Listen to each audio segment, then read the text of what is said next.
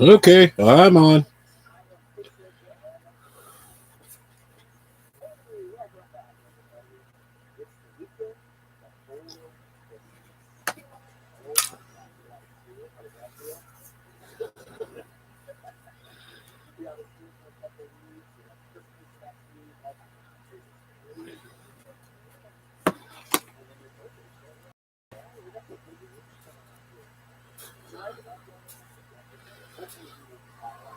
Is there anybody in here?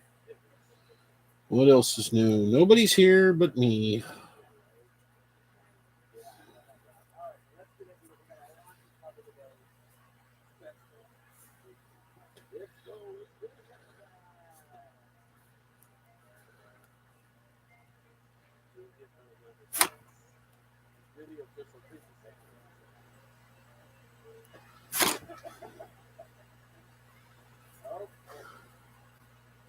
Well, you're in here.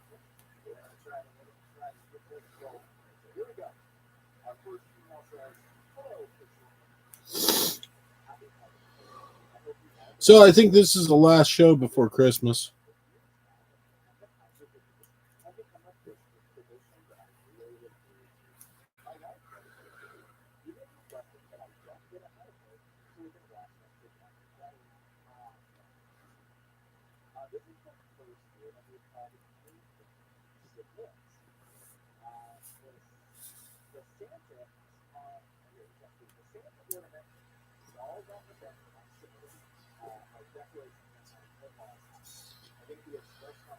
Well, there is a Tuesday before Christmas,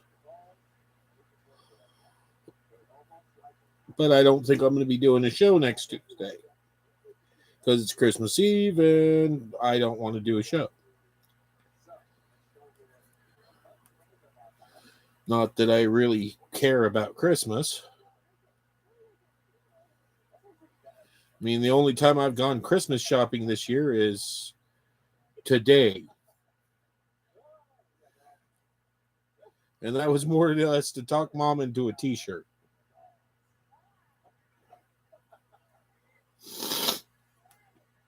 Hey, Effie.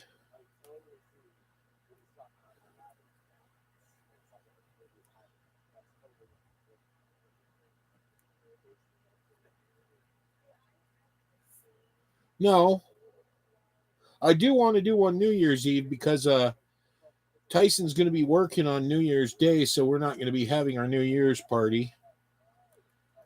So I think I will do a get me drunk stream. And for everybody that tips $5, I'll take a shot.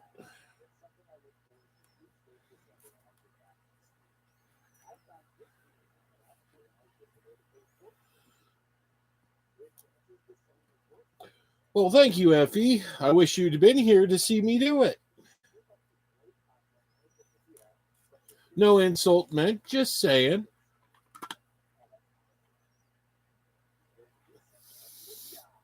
Yeah, but you'd probably be the only person who's there, and you won't tip $5, so I'll be sober the whole frickin' night.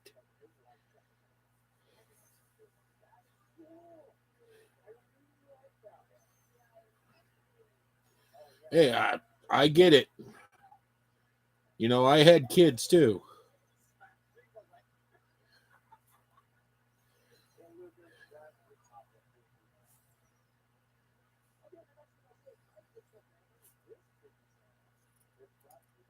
I was talking about you, Allison.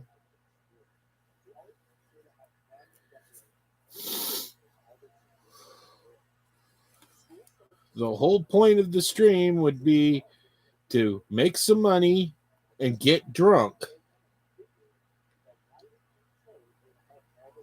And the only person who'd be there is you.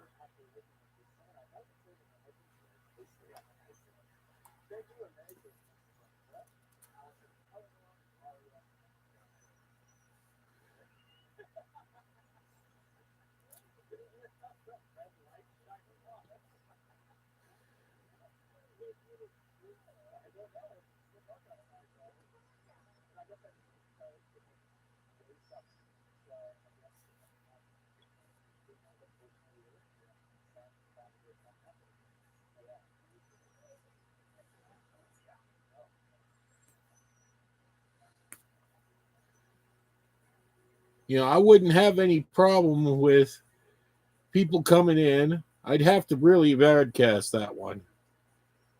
Yeah, I'm doing a stream on New Year's Eve. Come in, watch the stream, and for every person who tips $5, I will take a shot.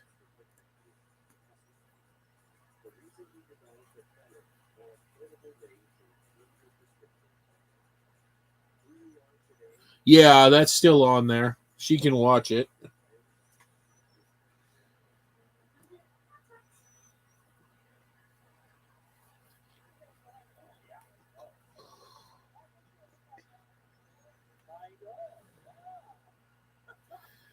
And I'm actually using garbage tonight to make something.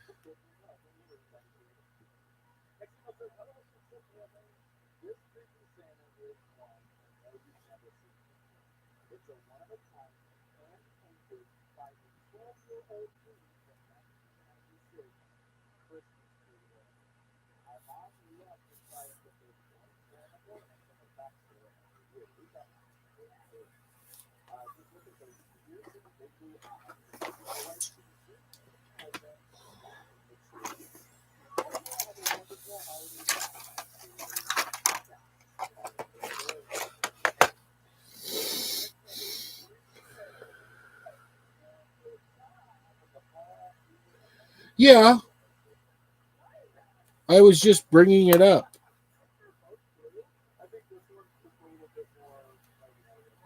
Remember, I have to deal with two mice because of two different computers. So I keep putting my hand on the wrong mouse.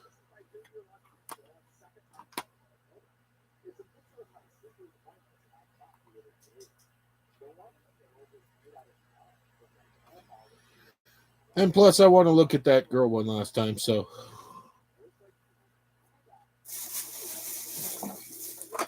Shit. Well, there goes all the patterns.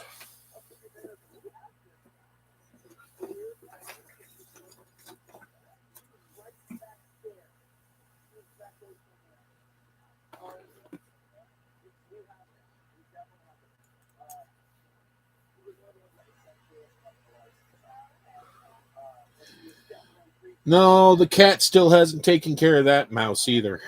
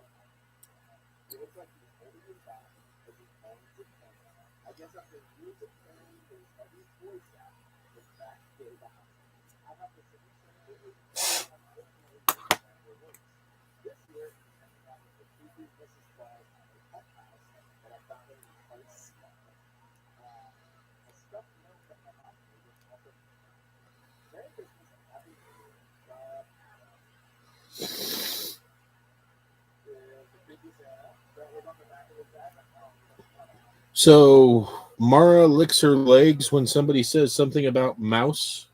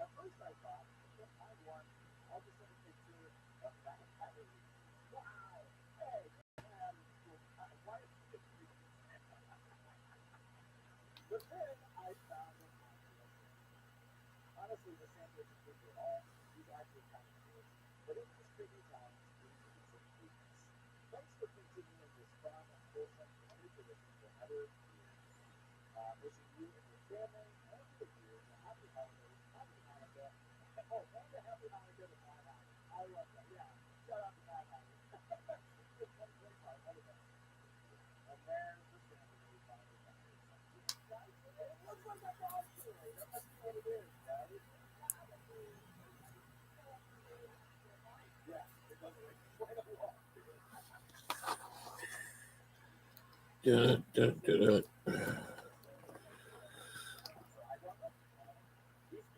So, Effie, how's your Christmas stuff going?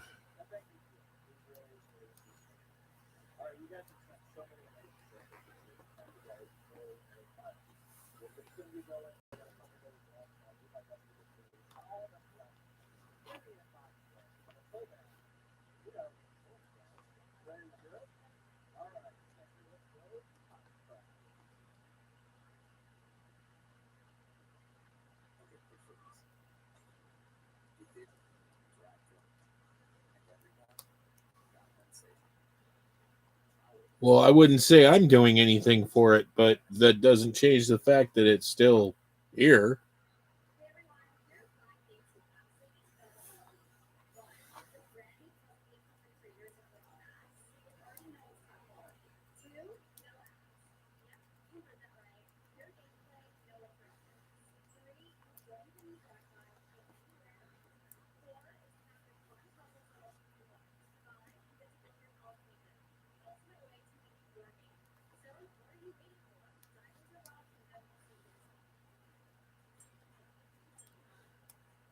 Is this your first year with the kid?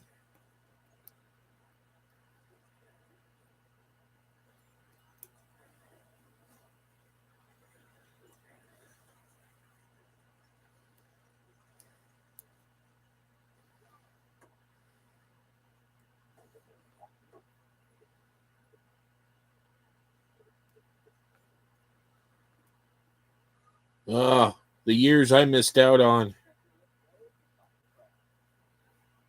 First couple of years are really great.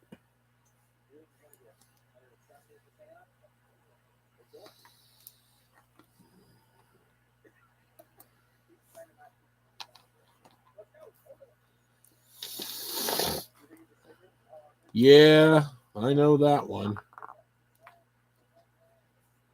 It's also hard to celebrate when you act like you're poor and you're not.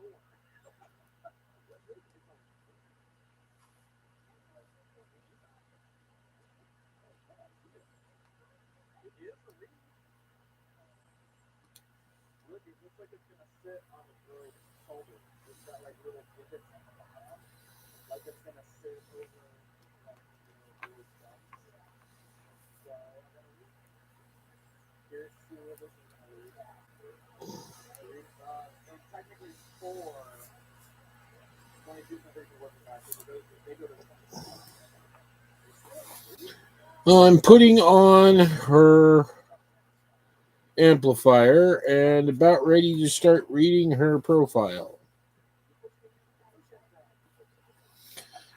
I am not getting drunk yet.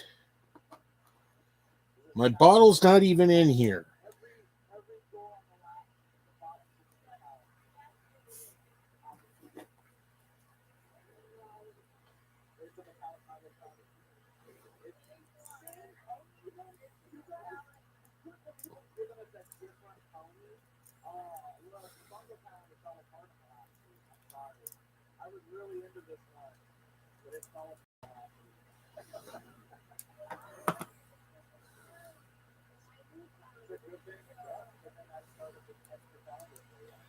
Yeah, but that's you every Christmas Eve. Hell, I'm surprised you don't get drunk more often. All you have to do is walk by a bar and you get drunk. Freaking white lightweight.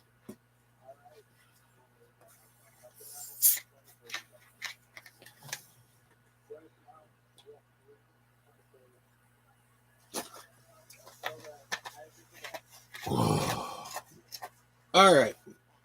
So, name of the character is Abigail, and I'm not going to read the other two parts of it. Force. Her code name is Force. Her birthplace is Fort Dodge, Iowa. She's 19, but the ages are floating and changing as we go.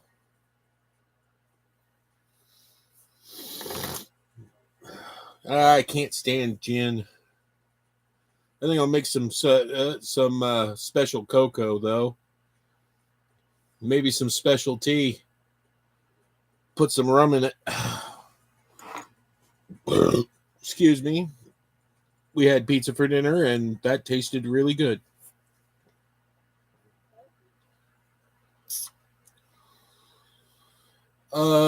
She is a mutant human. Her powers are the mutant ability to turn sound into concussive force. Physical description. Abby is around about 5'9" tall and weighs about 125 pounds. Yeah. Her hair is red and she mostly wears. Yeah. I dropped the mostly wearing it back in a ponytail.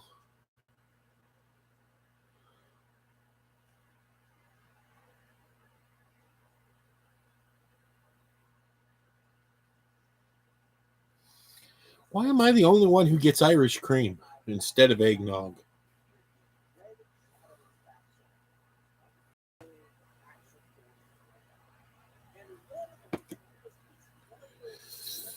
Her skin is a dark tan, as you can see.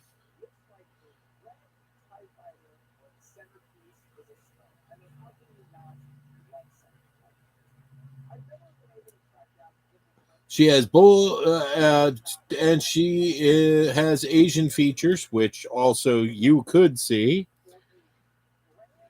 Irish cream. It's basically whiskey milk. And you mix it with tea and coffee.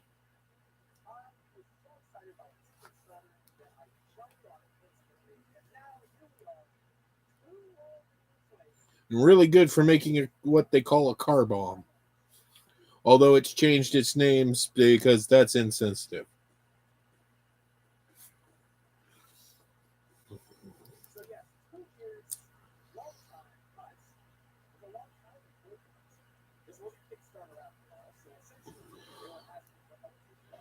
We're not going to bother talking about what she wears.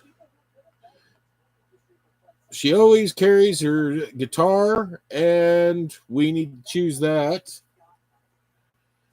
And has a mini amplifier strapped to her belt, as you can see. Both of which are made by Stark Industries. That was added later. Personality. Abby is quiet and reserved, often being as quiet as possible in every way. She's like this because she fears she might accidentally activate her powers and kill someone with a sound bullet.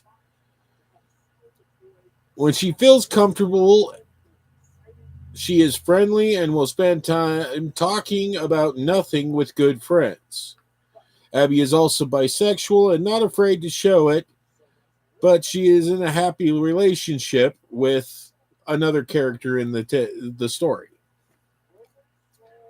Okay. Abby is the third child in a 5-child family born in Fort Dodge, Iowa, to Gregory Force and Yun Hee Kang Force.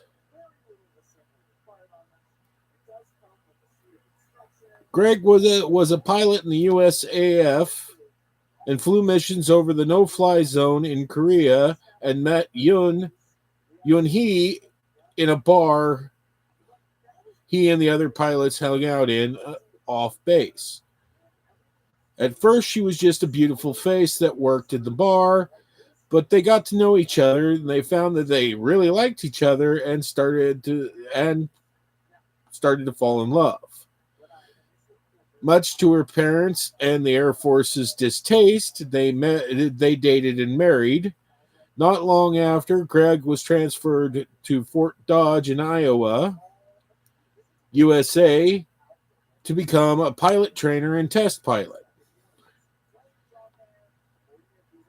During their time there, they had all five of their children over a 10-year period, making a home on the base.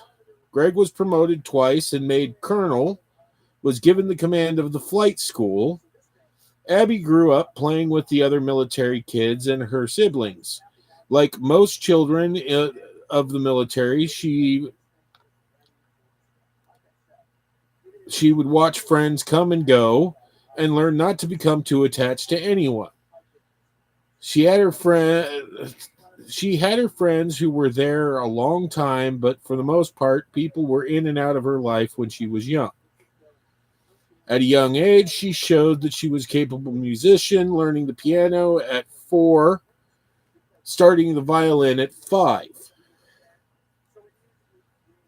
By the time she was 10, there were few string instruments she couldn't play, and she also started to learn woodwind and brass instruments. She was a prodigy, and her parents encouraged it though she still wanted to be a pilot. Abby was lucky because her parents didn't force her in one way or another, but encouraged her and her siblings to follow their hearts and do whatever they felt they should do in life. When Abby was 12, Operation Zero Tolerance happened. That one you wouldn't know, Ellie, but Allison can explain it to you.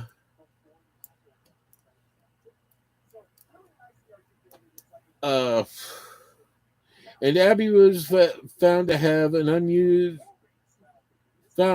found to have an unusual scan, but because her dad was who he was, she was left alone. That was until she met a girl who became her best friend. While practicing with her trumpet, a prime sentinel, who was a young girl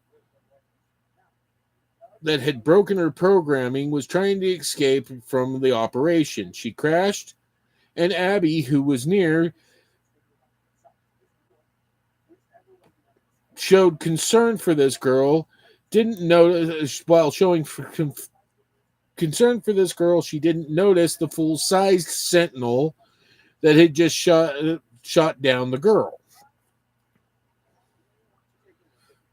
Without thinking, Abby took her trumpet, turned to the sentinel, and played 3 notes. The sound came out, but was only heard for a second, then became a concussive force bullet that ripped through the sentinel's head, chest, and abdomen, destroying it in one go. Her father arrived with the MPs and realized that her actions were very dangerous and a very good thing at the same time. She had saved the girl who probably had been tortured and was definitely modified against her will. But she had also exposed herself as a mutant in a very public way. The MPs agreed to keep it quiet for the time being, but arrested the Prime Sentinel. Abby began to visit the girl and got to know her, finding out that her name was Alice Trieger, and she was a mutant around the same age as Abby, who had been captured a few months earlier during the early days of Operation Zero Tolerance, and was used as an experiment. See Alex Krieger for more. Yeah, I will do Alice's who we're doing next.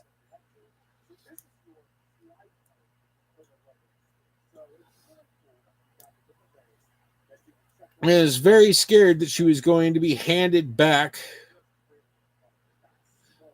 to the people who had done this to her. Abby planned to break Alice out and hide her somewhere, but luckily the X-Men defeated Bastion and Zero Tolerance ended. And Alice was freed, being adopted by the Force family until they could find someone related to her. Unfortunately, Alice's family was completely gone. Though all of them had a chance to go to, as she grew older, Abby found out she wasn't the only member of her family with powers. Both her older brothers and her younger sister were also mutants. Her oldest brother having mental mutation that made him think far faster than a normal human, and was why he was now working at military R&D. Her next brother had precognitive reflexes that could withstand high pressure and G forces, which made him a perfect pilot. Her younger sister was able to control plants, and her youngest brother could levitate and had psychokinetic abilities. Greg had done his best to protect his kids, but he knew the elements of the military hated him and his family. Though all of them had a chance to go to Xavier's Institute, only her sister and youngest brother did. And they didn't stay there very long, as everyone in the family but Abby and Alice were stripped of their powers when decimation happened. This led to the assumed death of her second brother and the crippling of her youngest brother when his powers cut out while he was practicing his levitation ability. Abby and Alice at the time were in Columbia University, Abby for music, Alice for computer science, and were actively keeping their heads down. Later, during and after the superhero Civil War, Abby and Alice followed the law and registered as superhumans and tried to continue on with their lives. Alice was working for Stark Tech, and Abby was playing violin at the New York Philharmonic in third chair when Hammer agents arrived at their apartment and took them to the 50-state initiative camp. To a 50-state initiative camp, where they were told that they were to be trained and become heroes on the Iowa super team.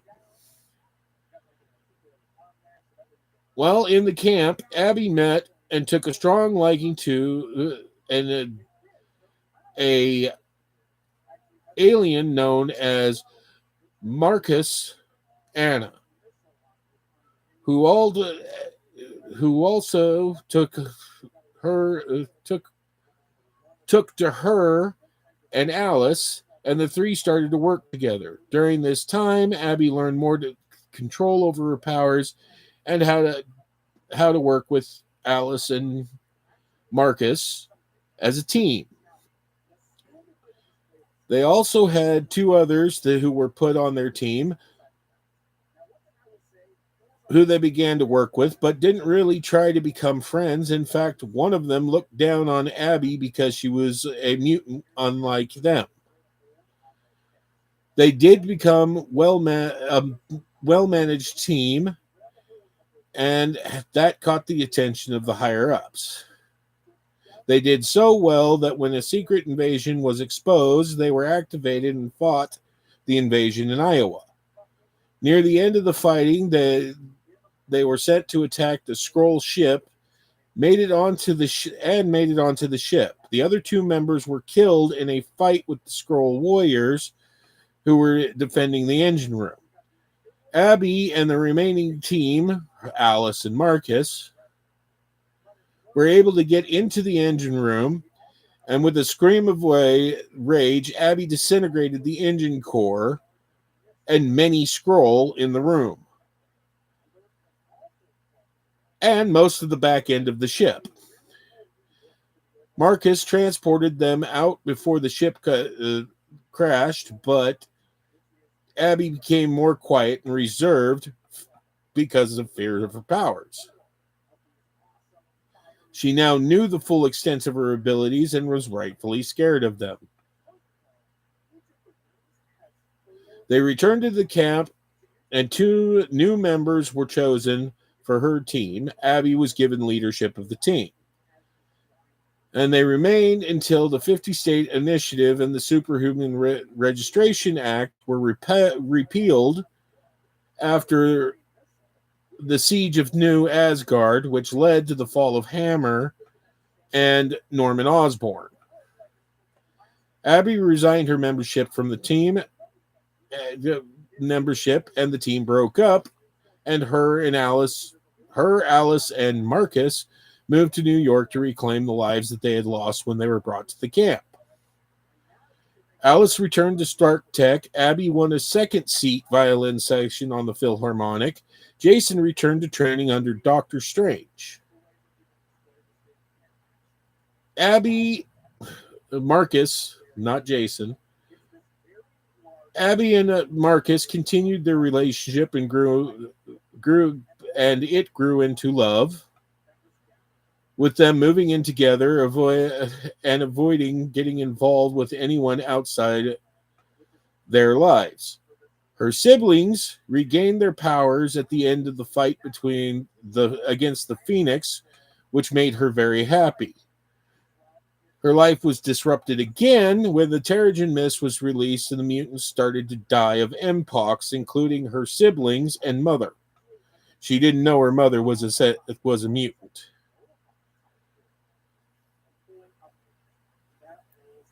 Abby also caught the mpox, and was only saved by Marcus taking her and Alice to his home of Tir Elon and having the Scree healers save her. Once the mist settled and the mutants were safe again, they returned to New York. This time they decided to see about putting together a rock band since Abby couldn't get back on the Philharmonic. And though Alice did return to Stark Tech to pay the bills. Abby and Marcus, now a drummer, formed a pop-punk band that had some success and were on the verge of getting signed when the lead singer left the band to get signed by a pop label. The group reformed into a death metal group with a new lead singer to much distaste of Abby, who wanted to do a more artistic form of music, but went with it for the sake of making money. When the X-Men reemerged and created the island nation of Krakoa, both Abby and Alice heard the call to join the island's populace, but chose to stay in New York. Abby was later contacted by her father, who told her that her mother and siblings, except for her second oldest brother, had been revived in Krakoa, and all of them, save her sister, had returned home. It was a happy time for Abby, with not only the bulk of her family returned to life, but the acceptance of her choice of career and her relationship with Marcus, who they knew wasn't from Earth. When Krakoa fell, mutants found themselves back mixed with human society, which was both good and bad for Abby and her band.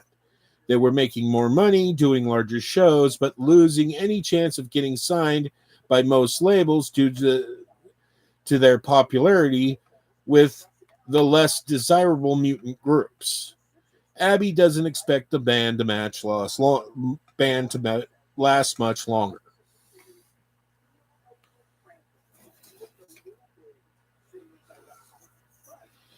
And that's Abby's backstory. Her backstory is so tied in with other characters, it's kind of hard to really tell all of it.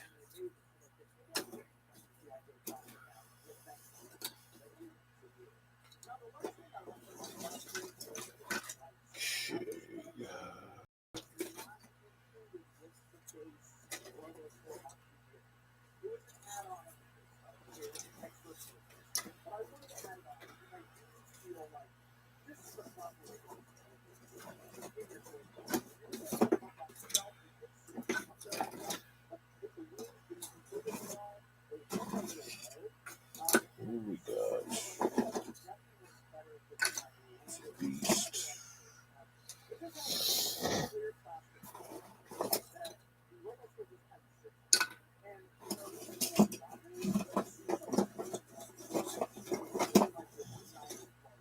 Hey, are you girls still there?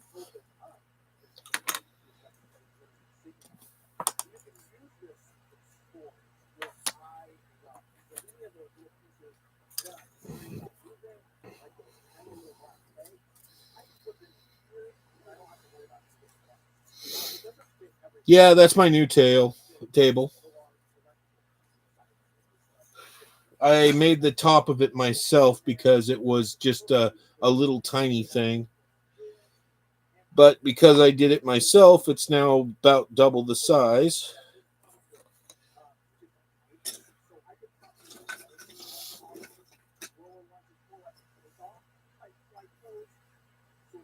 Yeah.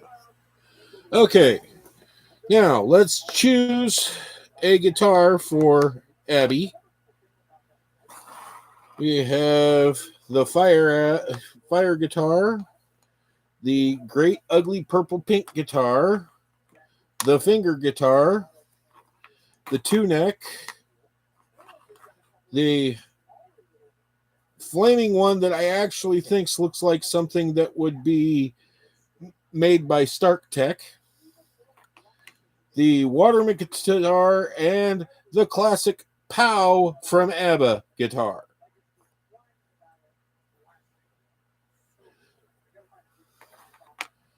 So, which one do you think?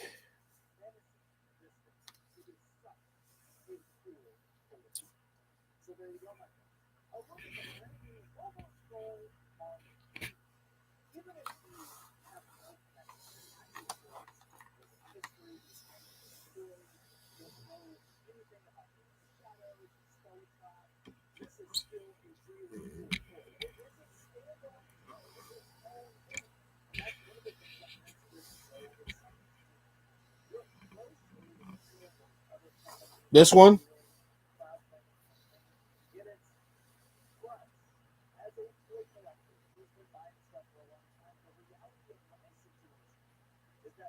Or are you talking about the finger? To my right, this one? You really like that guitar, don't you?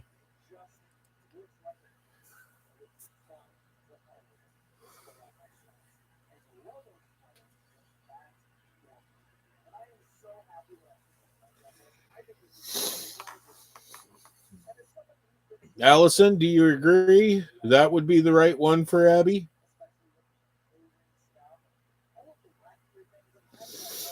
Yeah, it kind of does. So does this one. That's why I put the fire in. Her hair is more orange than white.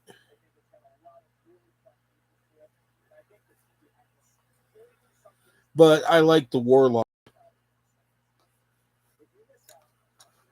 Well, I guess we'll have to wait till the finger goes to somebody else.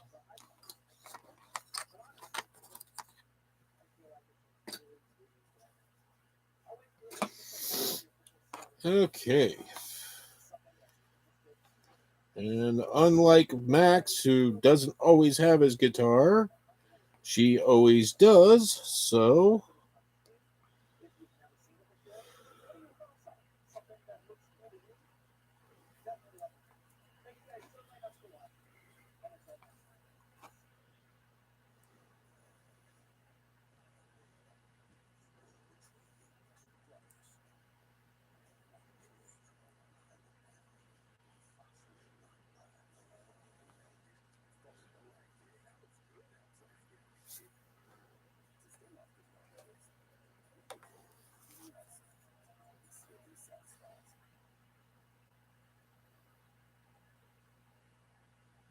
I made them.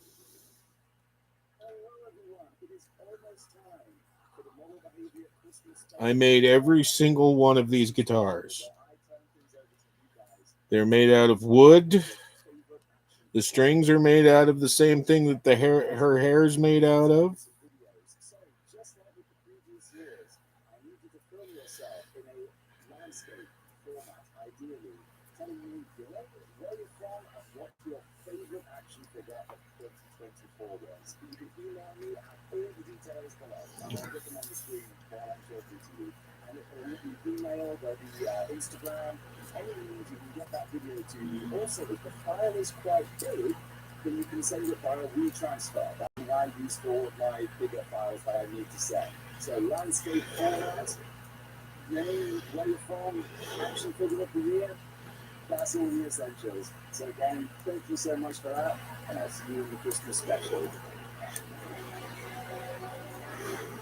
Come on.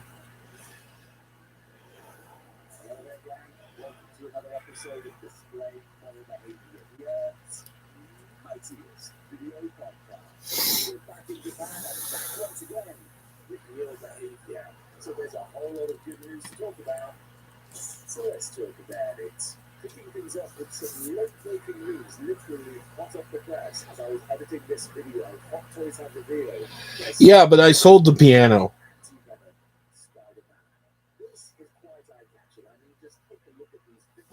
I have my microphones.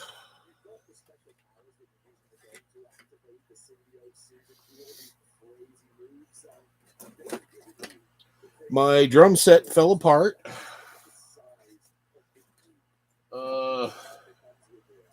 My speakers and big amplifiers.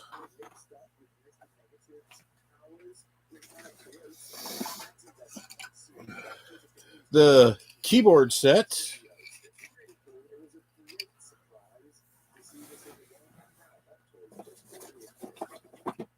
And my mixing board.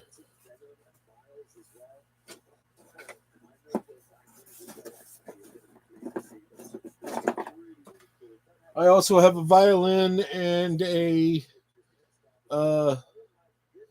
cello somewhere around here.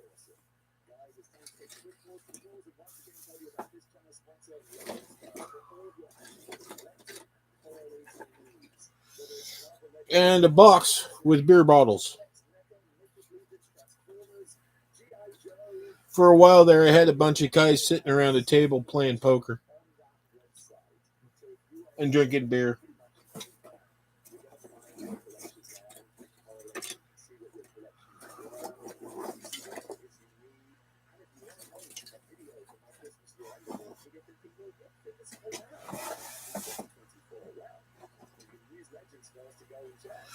Man, I got a lot of speakers.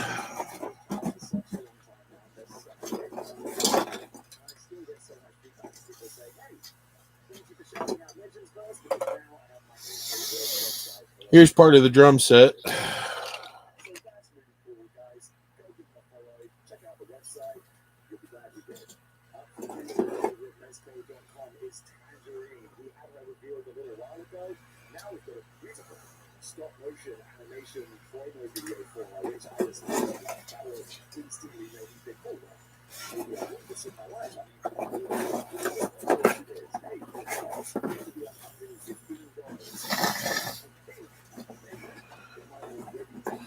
I'll have to put the drum set back together.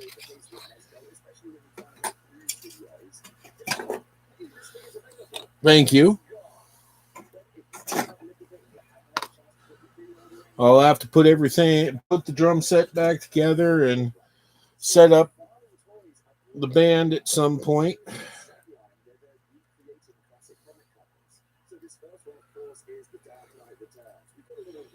Wish I'd made this neck a little thinner so her hand could be put on it.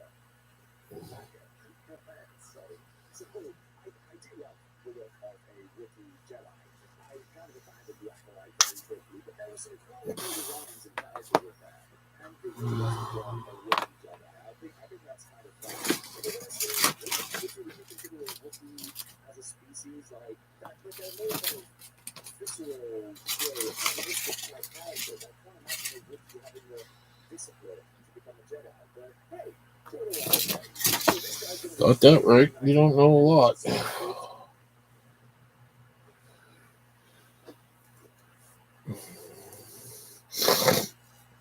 Well, I suppose I probably could start on Abby today.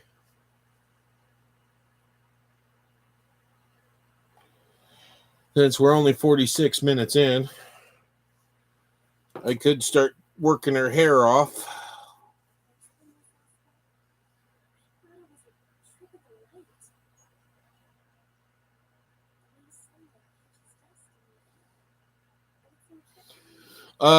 Effie, we're not doing a show. I'm not doing a show on New Year, Christmas Eve, but I will be back the day after Christmas.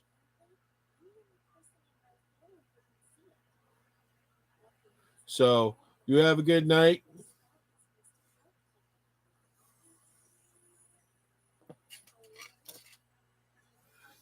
Yeah, I'm sure she will this time too.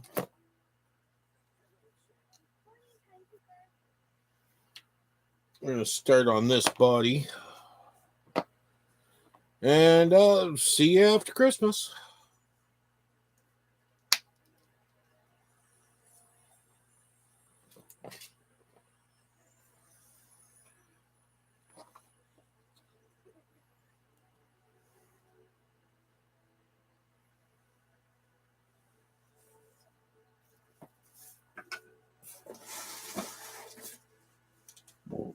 Okay.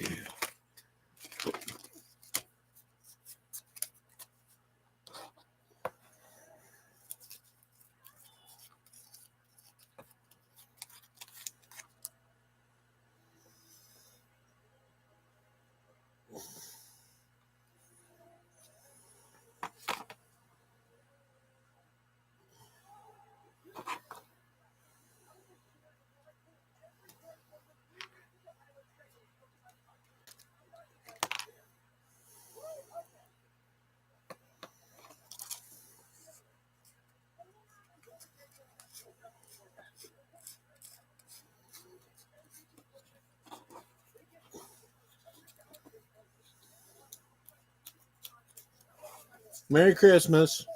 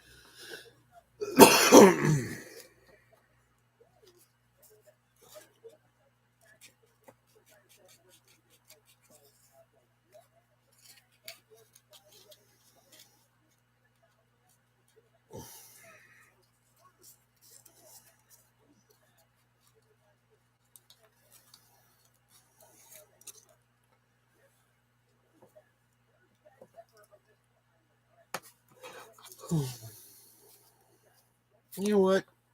I think I'm gonna leave that.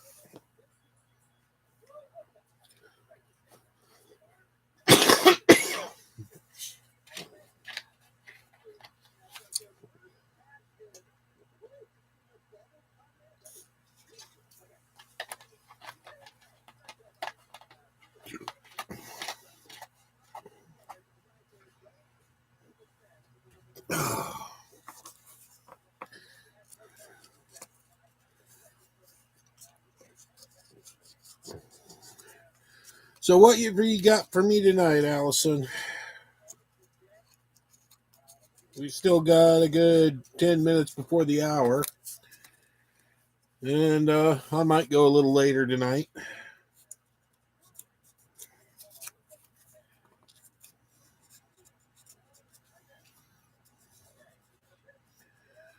Since I don't usually do prep work on here. What do you got for me? Come on, give me something.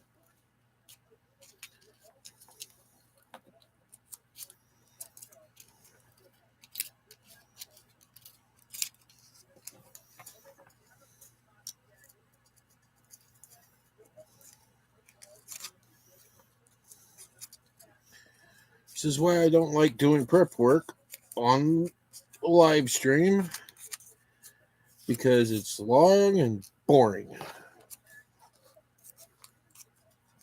and takes a lot of my attention.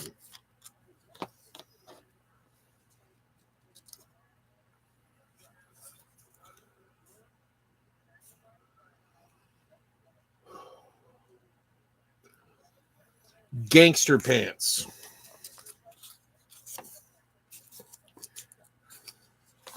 Where did you get the idea that it was cool to have your pants practically around your ankles? The reason that people wear that pants like that in prison is to let you know that they're open for business. Meaning, they are more than happy to have sex with you.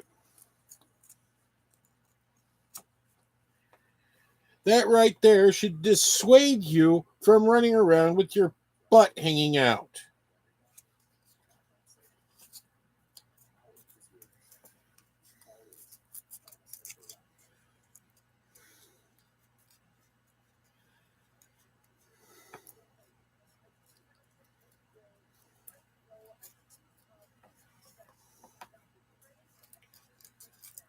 Of course, I also don't much like the popularity of Kylie Jenner.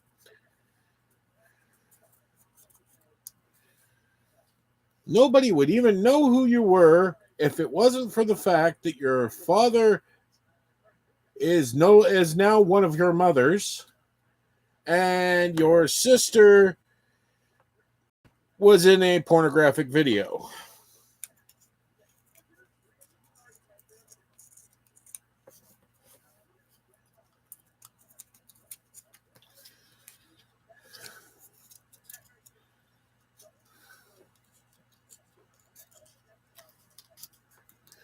That wasn't a trend. That was also offering services.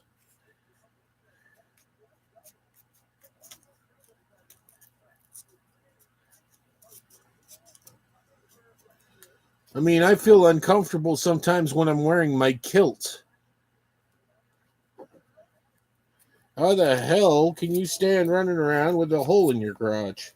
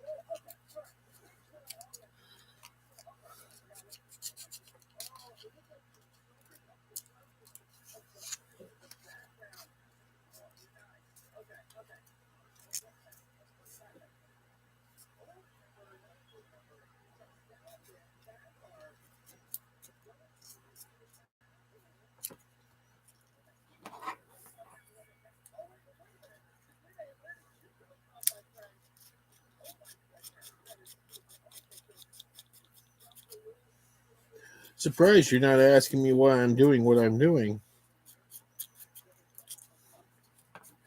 Because you haven't seen me do this before. They were, but at the same time, parachute pants, there's been so many different versions of parachute pants.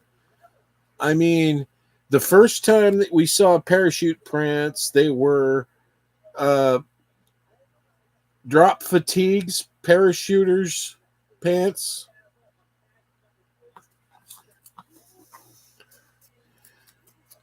Because I'm going to completely repaint the figure.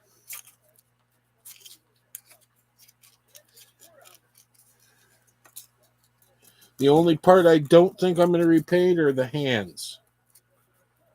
And that's mostly because most of the time when she's got this body, she's not going to be having the hands.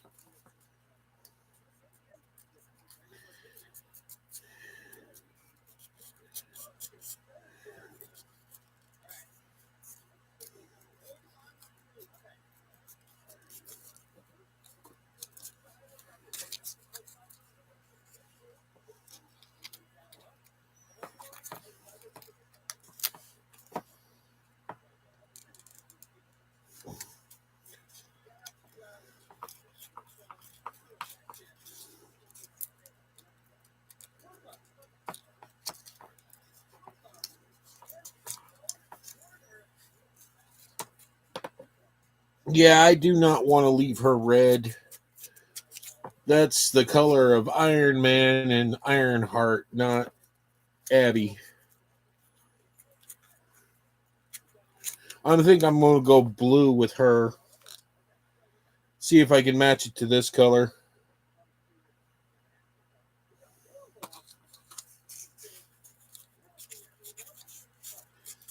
I also think I'm going to get rid of the gold. Replace it with a different color. Blue and silver seems more right.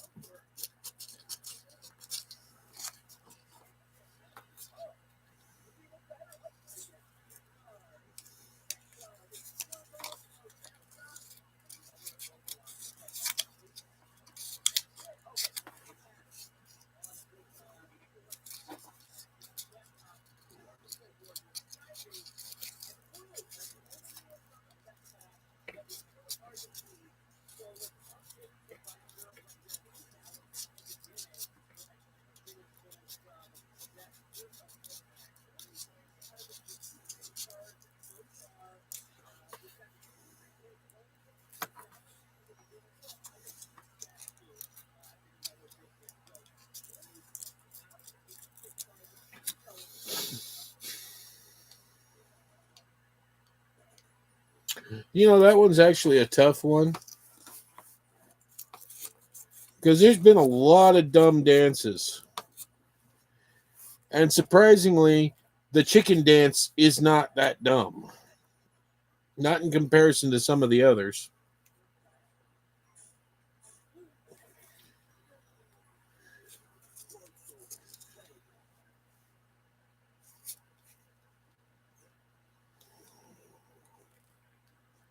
Not even sure I can get her legs off this way.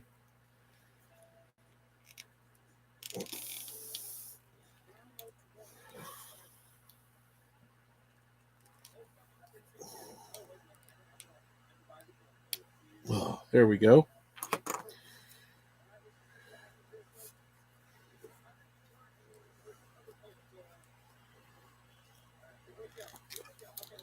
But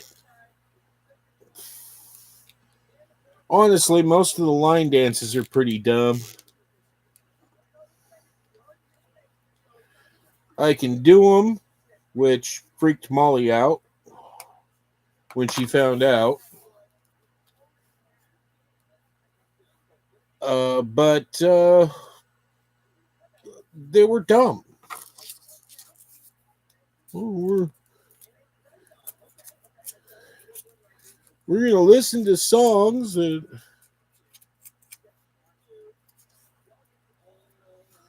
I know you're trying to get me to say Macarena, but Macarena wasn't that dumb.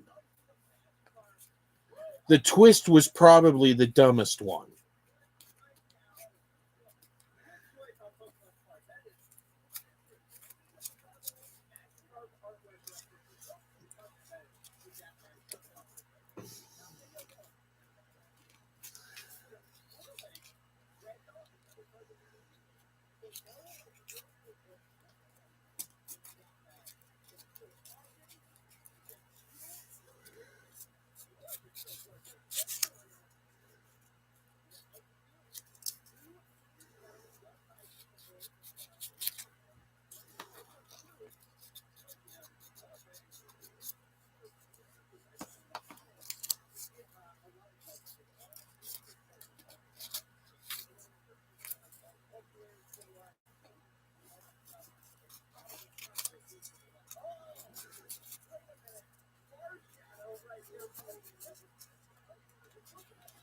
Oh no, it's just that everybody thought it was a really great rock song when it was kind of a crappy uh dance song that could not be considered rock at all.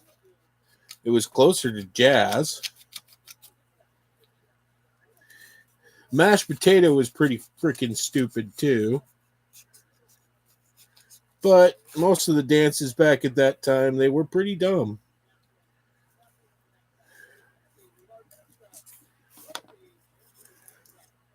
Of course, everybody's always surprised when they find out that I can dance. So, well, you don't look like a dancer. You want to get into a woman's heart or her pants. Knowing how to dance is very important.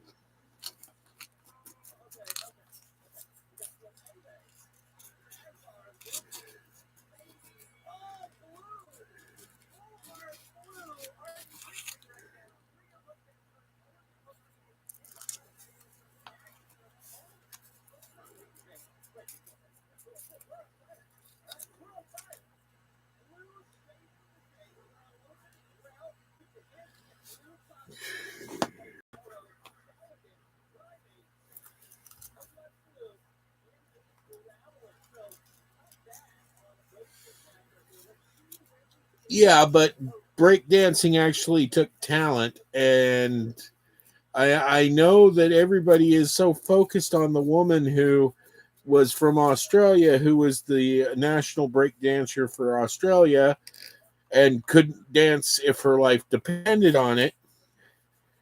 But there's a reason that it actually got into the Olympics. It's very complicated to do. No way she was going to get a medal.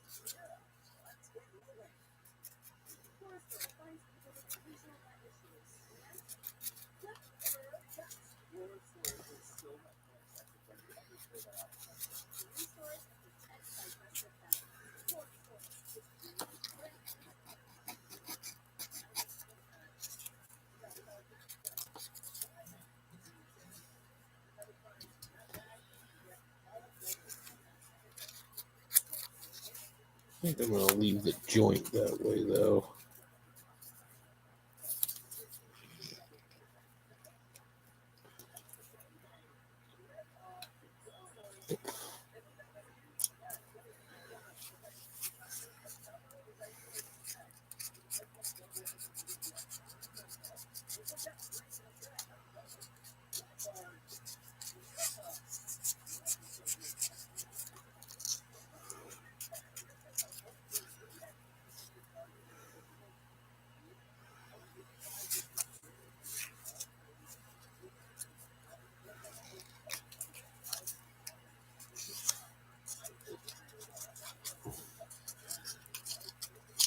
Yeah, but that was still something that really took talent. I mean, to be able to do it well.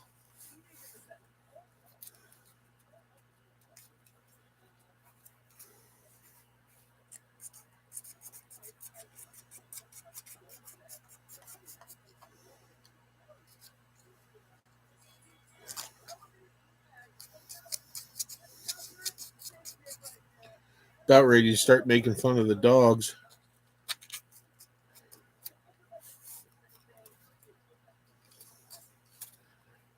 Every once in a while, I'll hear a sound that sounds like somebody dying at my door. Oh,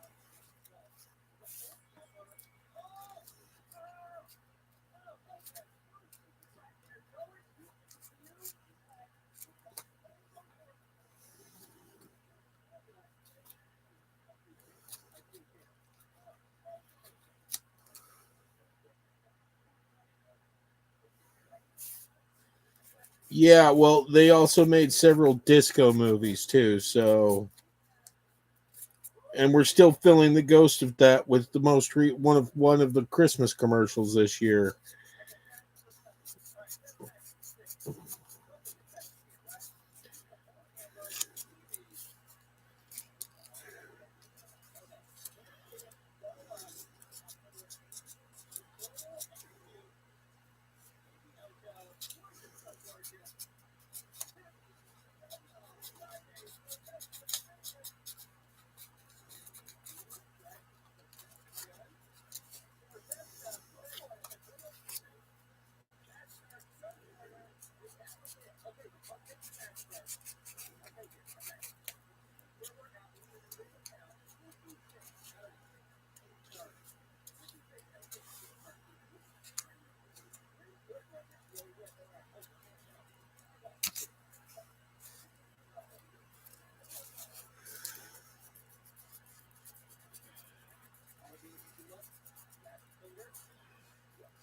Well, it looks like it's just you and me again.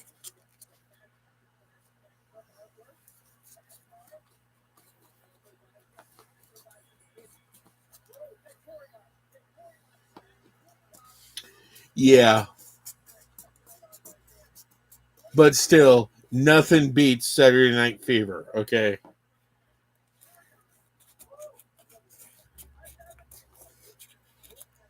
and then its follow-up movie, Staying Up Live.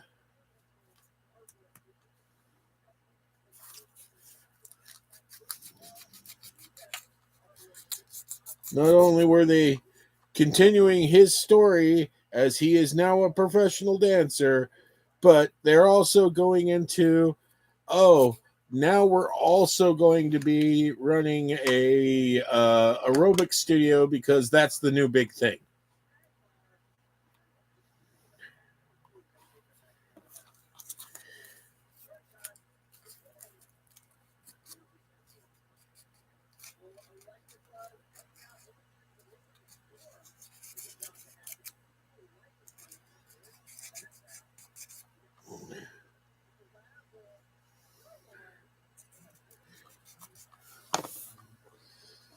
Still better than Kelso on that '70s show.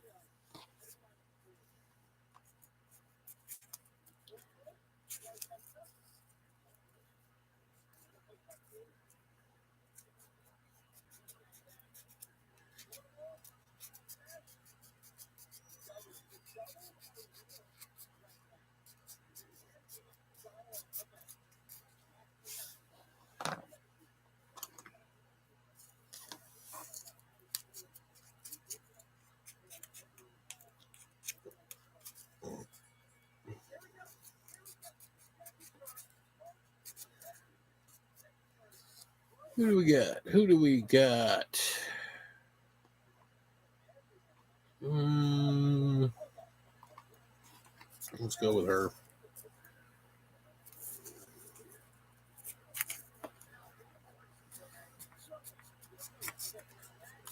Yeah,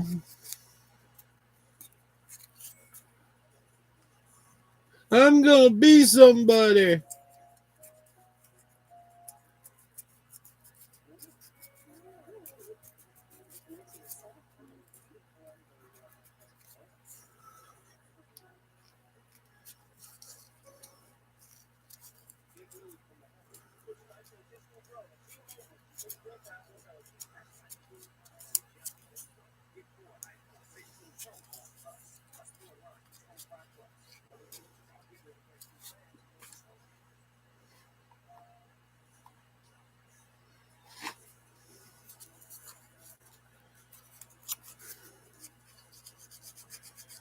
I'm gonna finish sanding her.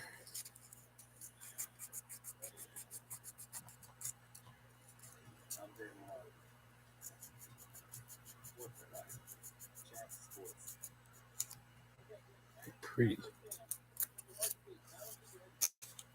And then I'm gonna call it a night, even though we got another watcher back.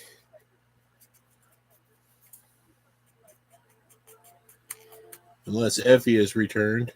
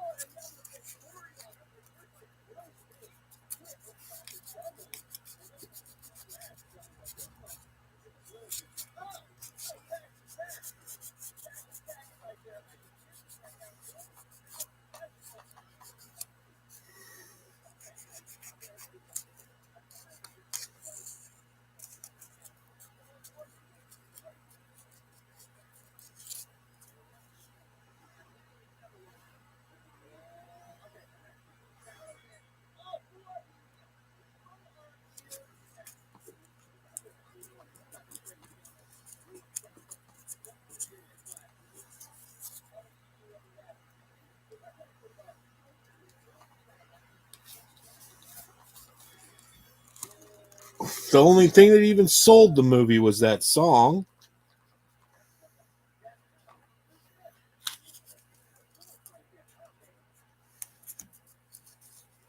The funny part is, all these years later, they now have him dressed as Santa in a Christmas commercial. A man who prefers to dress in women's clothing dressed as Santa.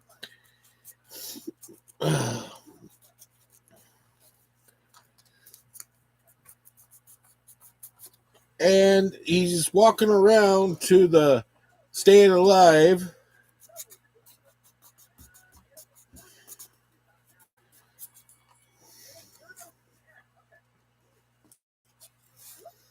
I'm sorry, disco stopped being cool as soon as 1979 ended.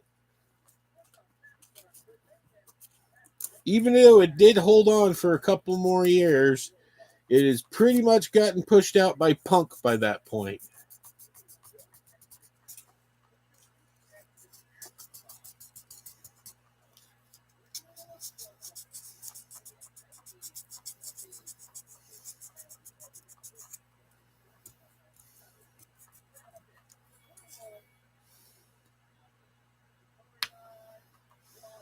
Like I said, a man who prefers to dress as a woman.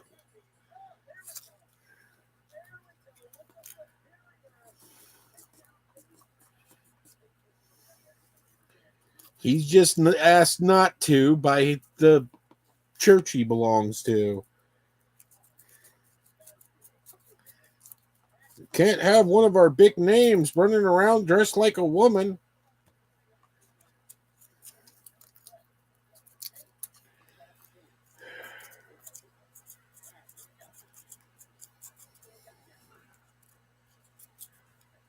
Yeah.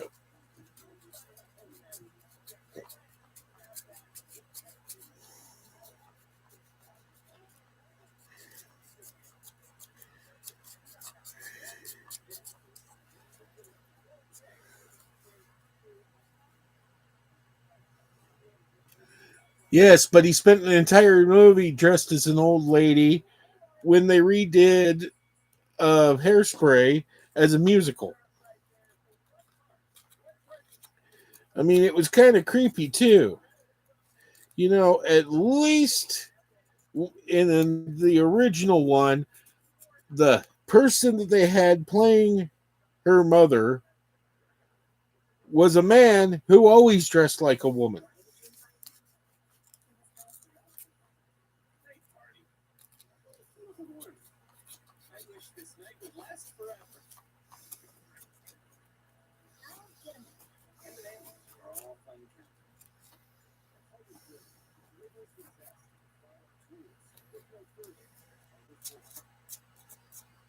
Yeah, like I said, Divine actually always dressed as a woman.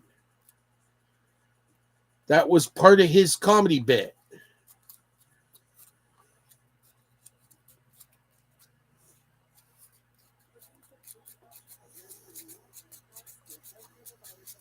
And he may have been an ugly woman, but he really the dresses he chose really suited him.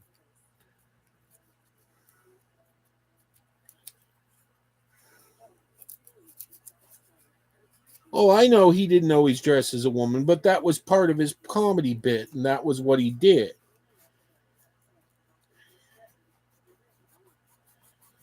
He was a cross-dressing performer. Yeah, I remember. He was the station manager and her mother.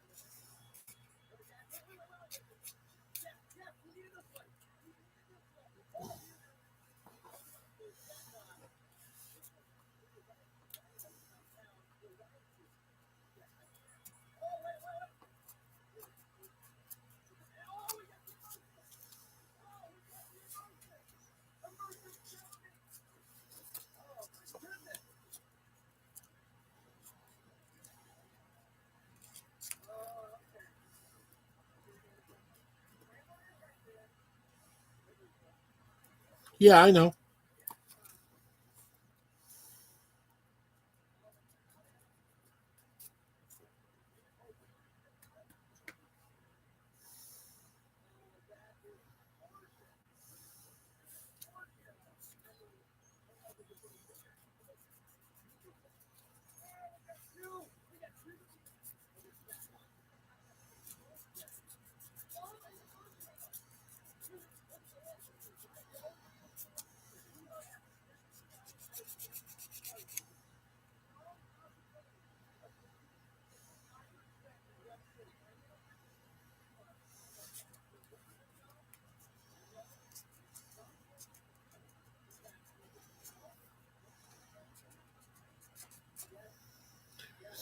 Well, got that taken care of. I think I'm going to call it quits for the night. I will talk to you in a minute, Allison. I will going to go ahead and give you a call. Looks like my phone's charged enough to do it. And have a good Christmas, whoever else is on, and bye.